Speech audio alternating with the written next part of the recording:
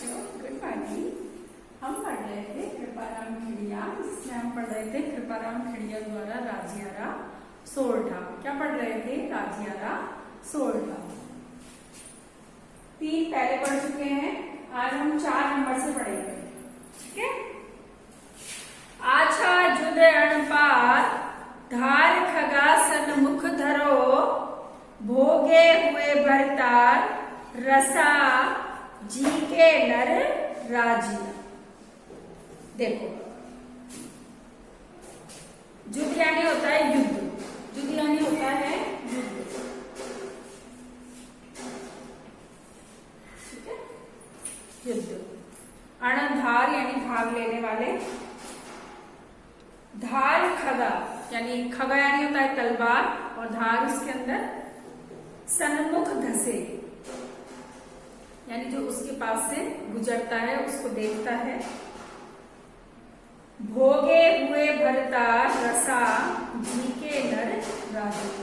रसा यानी होता है पृथ्वी, रसा यानी होता है पृथ्वी। देखो, ये अच्छा पर्यायवाची शब्द है पृथ्वी का, जो बहुत कम देखने को मिलता है। रसा का अर्थ होता है पृथ्वी। तो कृपाराम खेड़िया राजिया से कहते हैं कि हे राजिया, जो युद्ध करता है, युद्ध में भाग लेता है, युद्ध करता है, वह अपने सामने तलवारों की धार को देखता है, अपने सामने तलवार की धार को देखता है, और वह वीर होता है, पराक्रमी होता है। इसलिए ही वह पृथ्वी का स्वामी होकर के सारे सुखों को भोगता है। दोबारा सुन लीजिए। आछा युद्ध अणपार धार खगा सन्मुख धरे, भोगे हुए भरतार रसा जी के नर राजिया। कृपाराम खेड़िया राजिया को संबोधित करते हुए कहते हैं कि हे राजिया, युद्ध करना, युद्ध में भाग लेना, यह अच्छी बात है। युद्ध में भाग लेने वाला जो वीर होता है, वह तलवार की धार को अपने सामने देखता है, उसका सामना करता है, और वह पृथ्वी का स्वामी होता है। बल है इसलिए तो वह पृथ्वी का स्वामी होता है और उसके आनंद को भोगता है। कहने का मतलब यह है कि युद्ध में भाग लेने वाला तलवार की धार को अपने सामने देखता है, फिर भी युद्ध करता है, तभी वह पृथ्वी का विजेता बनता है और वह पृथ्वी के सुख का आनंद भोगता है। अगला सुनो। इड़ही सुअवदार कहनी सोच विचार, बेमोसरी बात रूढ़ी लगे ना राजिया। रूढ़ी यानी होता है अच्छी, रूढ़ी यानी अच्छी। देखो, कृपाराम खेड़िया राजिया को संबोधित करते हुए कहते हैं कि हे राजा, जो भी कुछ कहना है, अवदात यानी जो भी कुछ बात कहनी है, हितकारी जो भी कुछ बात कहनी है, वह सोच समझकर कहनी चाहिए। बेमौसरी बात रूढ़ी ना लगे राजिया। बिना अवसर पर, बिना मौसम के, अर्थात बिना अवसर पर कही गई बात अच्छी नहीं लगती है। जैसे मान लो, अब मैं पढ़ा तो आपको कृपाराम खेड़िया रही हूं, और आप मेरे से ऐसे पूछो कि मैडम छठा पाठ कब पढ़ाओगी, तो ये बात अच्छी लगेगी क्या? नहीं लगेगी। अगर आप मेरे को इसमें से ही पूछोगे कि मैडम हमें दूसरे का अर्थ दोबारा समझा दो, या तीसरे का अर्थ दोबारा समझा दो, या इस शब्द का क्या अर्थ होता है, तो उसको समझाने में मेरी रुचि होगी। लेकिन जब मैं 5वां पाठ पढ़ा रही हूँ और आप मुझसे छठे की बात करोगे तो मुझे कैसे अच्छी लगेगी।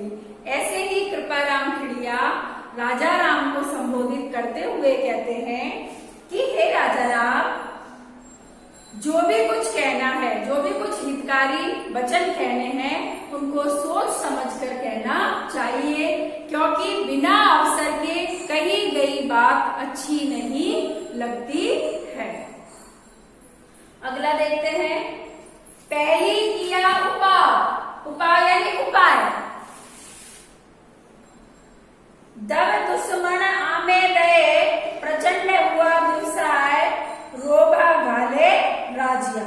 दब यानी जंगल की आग, और दुश्मन यानी दुश्मन या शत्रु, और आमे यानी रोग। ठीक है, सुनिए। पहली किया उपाय, कृपाराम खिड़िया राजा राम को संबोधित करते हुए कहते हैं कि हे राजा राम, हे राजा राम, जंगल की आग, दुश्मन और रोग, इनका उपाय पहले ही कर लेना चाहिए। प्रचंड हुआ व्यवसाय, रोभा घाले राजिया। यदि ये जंगल की आग यदि ज्यादा फैल जाती तो उसे बुझाई नहीं जा सकती। यदि दुश्मनी ज्यादा बढ़ जाती है या दुश्मन ज्यादा प्रभावी होता है तो उससे भी नहीं बचा जा सकता है। और रोग यदि शरीर में ज्यादा बढ़ जाता है तो उसका भी इलाज संभव नहीं होता है। दोबारा सुनो। पहले किया उपाय, दब दुश्मन आमे दते, प्रचंड हुआ व्यवसाय, राभे घाले राजिया। के हे राजा राम,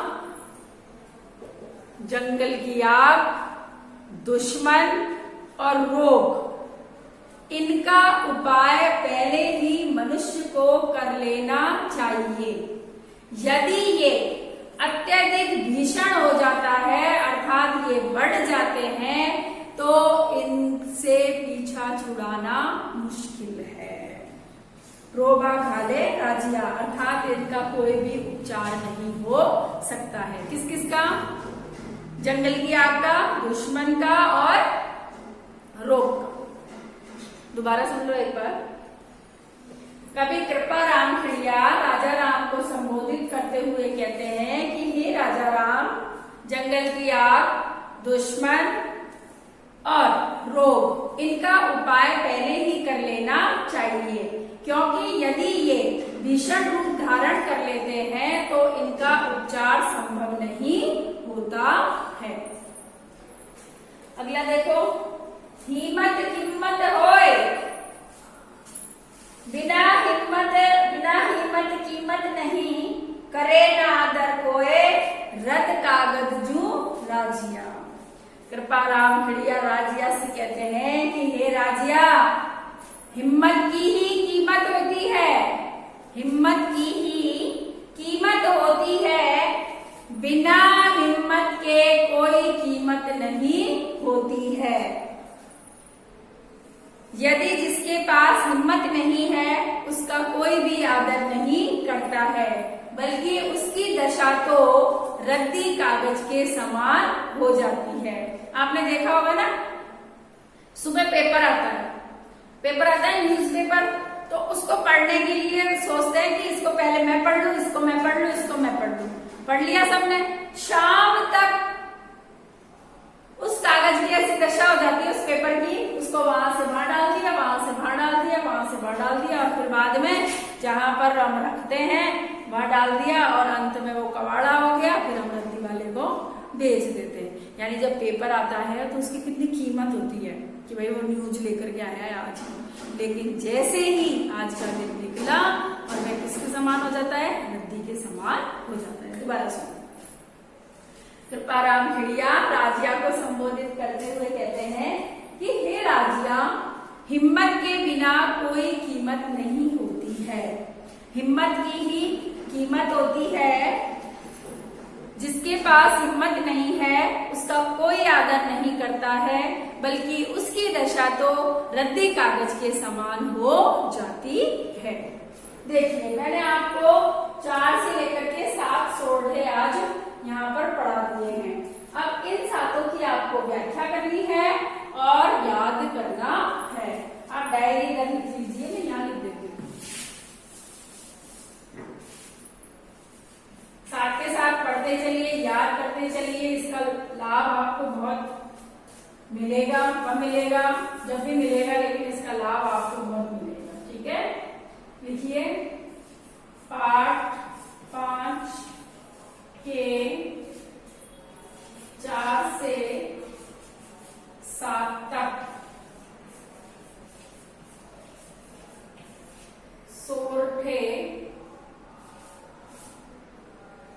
सोरठों